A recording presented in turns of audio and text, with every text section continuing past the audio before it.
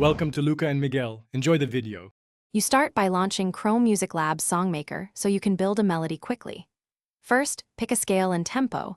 This gives your sequence a cohesive harmonic and rhythmic framework. Then choose an instrument and drum kit to hear how textures interact.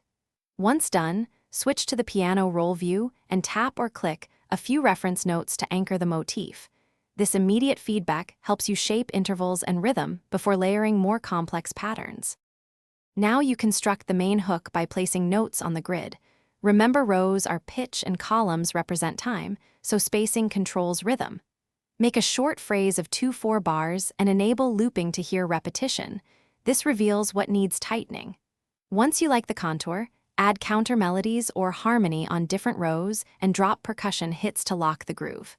As you layer, adjust note placement for swing or syncopation, so the parts breathe together rather than collide.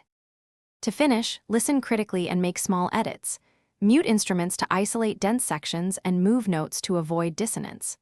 Once balanced, set the loop to full song length and export a WAV or MIDI, or save the share link so you can reopen later.